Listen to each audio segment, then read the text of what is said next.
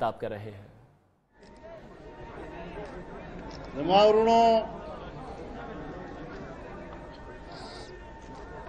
نندغا اجتماع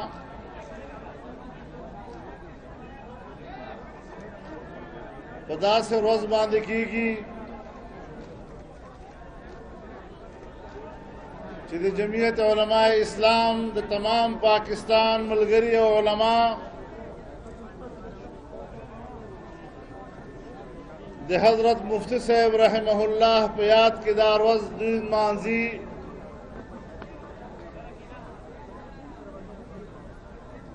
اونن پہاگا رز باندے پہ خبر کے دفاع دزوانانو کانفرنس دے معنی دادا جم دغ زوانان دغ نوع نسل دا بدے پل قائد مرحوم حضرت مفتی صاحب صحیح وارثان گرزی اور اسلام دے پارا وقبل سر نشندی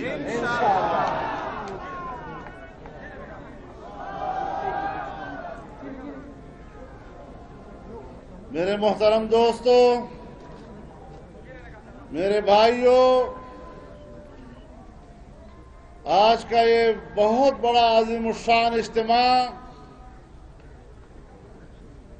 یہی فاٹا کے عوام کے دلوں کی آواز ہے، یہی فاٹا کے عوام کے دلوں کا ترجمان اجتماع ہے۔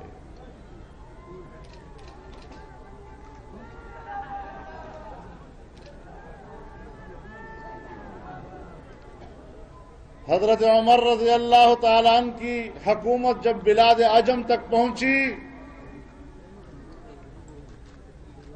تو آپ نے واضح ہدایات دی تھی کہ ان علاقوں کے رواجات کو دیکھو، یہاں کے لوگوں کی طرز زندگی کو دیکھو، اگر واضح طور پر قرآن و سنت کے خلاف نہ ہو تو ان قبائل کے اور بلاد عجم کے رواجات کو مت چھیڑا کرو، اور اگر آپ سمجھیں کہ ان کی اصلاح کی ضرورت ہے تو پھر اصلاح بھی وہاں کے لوگوں کے مشورے سے کیا کرو۔ ہمیں خلافت راشدہ کا جو دور ہے اور اس کی جو تعلیمات ہے وہ بھی اسی طرف اشارے کر رہی ہے کہ اگر ہم فاٹا کے 125 سال پر محیط ان کی طرز زندگی کو تبدیل کرنا چاہتے ہیں، ان کے سیاسی مستقبل کا کوئی فیصلہ کرنا چاہتے ہیں، تو پھر فاٹا کے عوام سے مشورہ کر لو، قبائل سے مشورہ کر لو، قبائل کی خواہشات کے مطابق ان کے مستقبل کا فیصلہ کیا کرو۔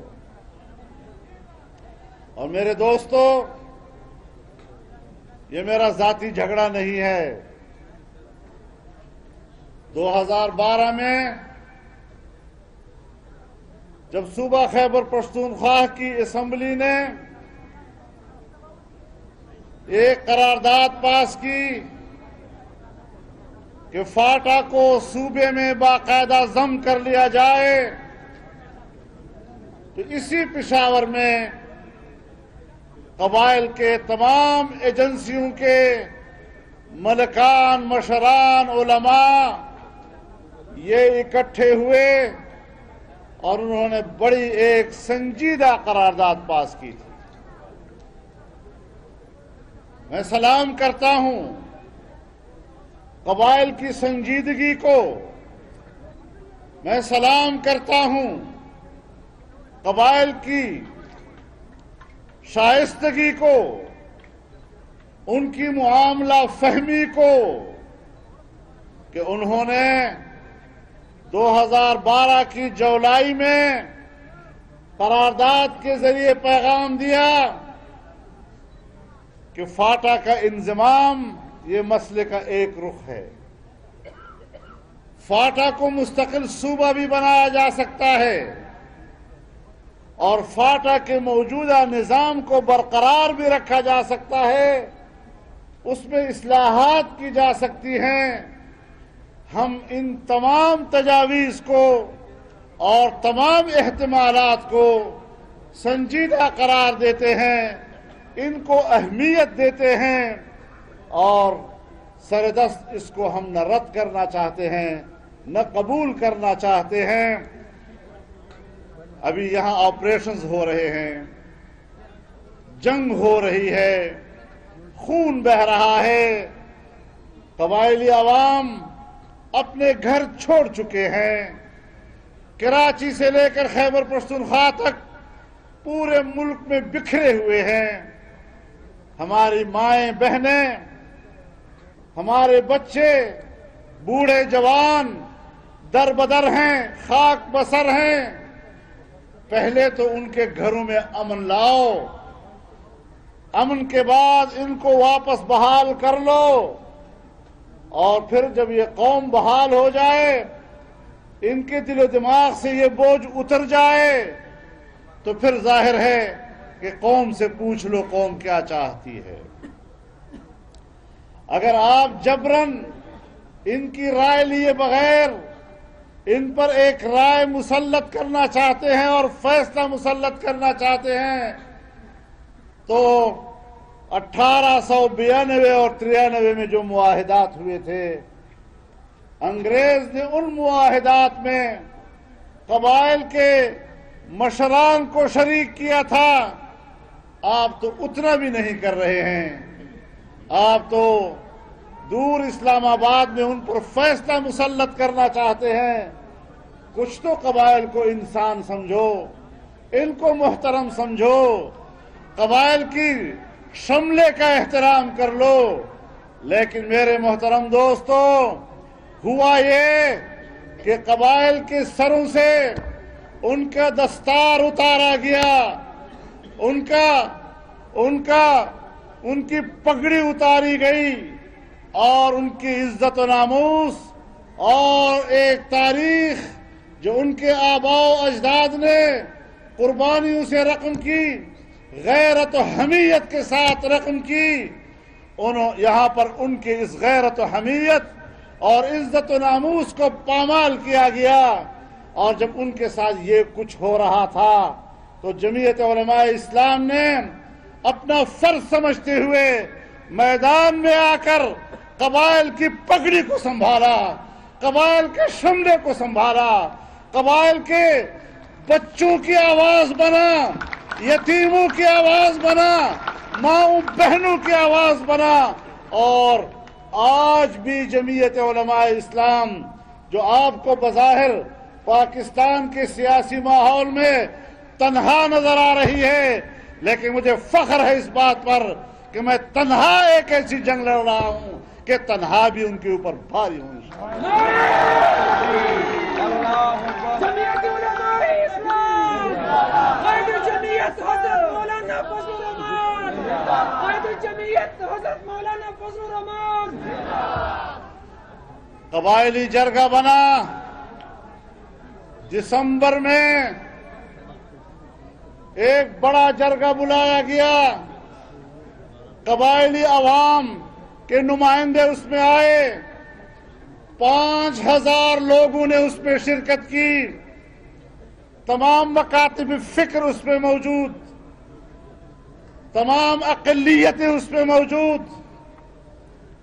تمام طبقہ زندگی سے تعلق رکھنے والے لوگ اس میں موجود، ایک بڑا نمائندہ جرگہ، اور بالاتفاق قبائلی لوگوں نے اور ان کے نمائندوں نے یہ طے کر لیا کہ قبائل کے مستقبل کا فیصلہ قبائل کا یہ جرگہ کرے گا، اور جرگے نے تجویز کیا کہ قبائل کے مستقبل کا فیصلہ قبائل کے عوام کریں گے۔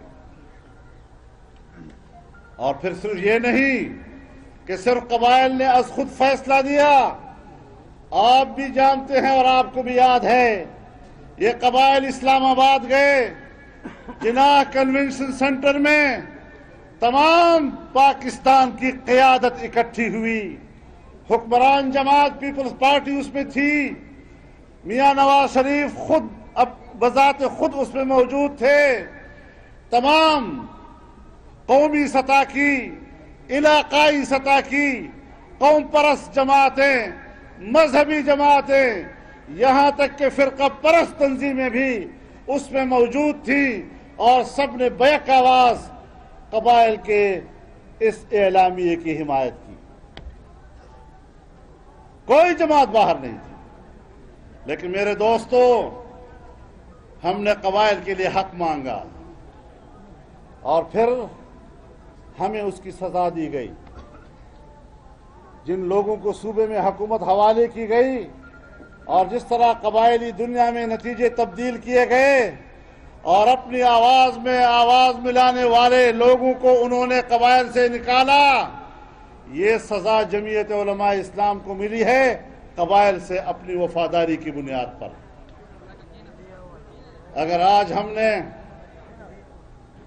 لوگوں کا یہ خیال تھا کہ شاید وہ الیکشن کے لیے ایسا کر رہے تھے، نئی حکومت بنی، ہمارے ساتھ جو زیادتیاں ہوئی وہ اپنی جگہ پر، ہم نے پھر پاکستانی قیادت کو بلایا، اسی جناح کنونشن سینٹر میں بلایا، اور پھر اس میں حکمران جماعت مسلم لیگ شریک تھی، پیپلز پارٹی شریک تھی، تمام قومی سطح کی جماعتیں، تمام قوم پرست تنظیمیں سب موجود تھی، اور انہوں نے ایک بار پھر اس اعلامیے کو تائید بخشی. میرے محترم دوستو، ان لوگوں نے اجتماعی طور پر پھر کہتا ہوں، اجتماعی طور پر قبائل سے غداری کی ہے.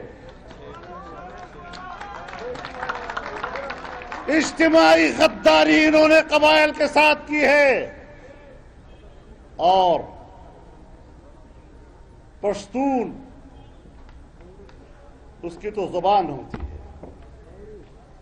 جرگے میں طے ہو جائے پھر سر کٹ سکتا ہے لیکن زبان نہیں پھر سکتی. مجھے شرم آتی ہے اب کہ میں ان لوگوں کو اب اس صوبے کے پشتونوں کا رہنما اور لیڈر کہوں. کیا کردار ہے ان لوگوں کا؟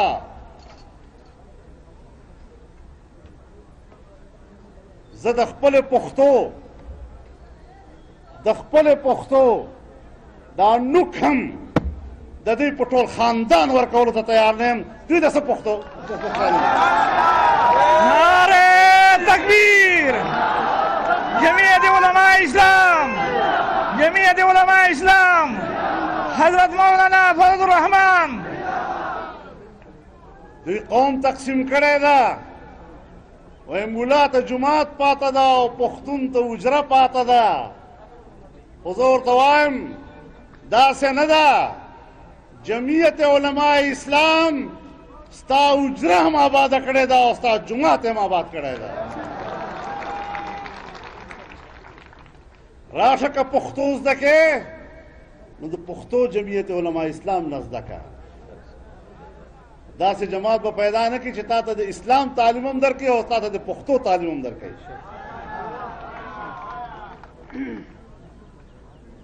لږ خو پښتانه شئ. یو ځل مې ژبه ورسره وکړله، اوس دې واوښته.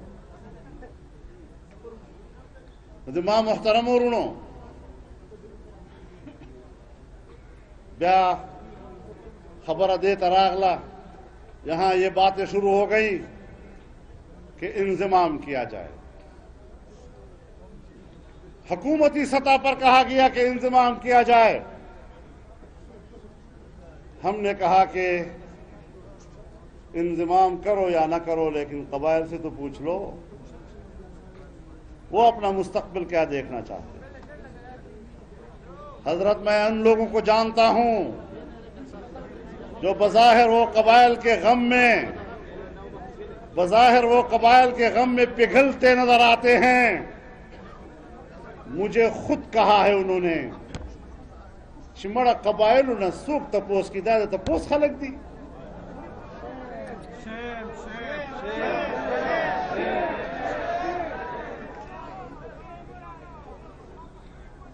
میں جانتا ہوں ان لوگوں کو،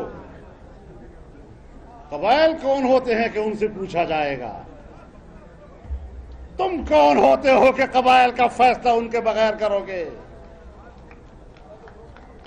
میں تم سے پوچھتا ہوں، تم کون ہوتے ہو؟